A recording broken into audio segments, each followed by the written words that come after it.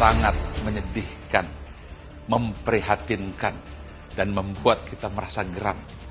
Bagaimana mungkin seorang anak yang usianya 19 tahun bisa tersenyum di depan kamera setelah membunuh ibunya sendiri dengan tusukan pisau di wajah dan leher ibunda yang melahirkannya. Inilah generasi ketika orang hanya diajarkan kecerdasan intelektual semata, tanpa kecerdasan emosional, tanpa kecerdasan spiritualitas. Kecerdasan emosional adalah kemampuan untuk merasa, what do I feel? Orang menyebutnya EQ atau emotional quotient.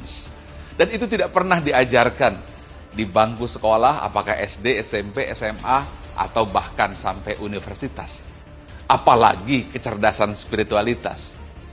Kecerdasan spiritualitas atau SQ atau spiritual quotient atau spiritual intelligence, itulah kemampuan untuk mendengar hati nurani dan faham siapa jati diri dan suara hati fitrah yang terdalam atau who am I. Kita terbiasa mengabaikan emosi, terbiasa mengabaikan hati nurani, sambil berkata bahwa emosi dan hati tidak berpikir, tapi ini yang berpikir. Dan inilah yang terjadi. Seorang anak membunuh ibunya, 151 kali tusukan dan tersenyum di depan kamera. Mudah-mudahan ini pelajaran untuk kita semuanya. Bukan hanya di Indonesia, tapi juga di Malaysia dan di seluruh dunia.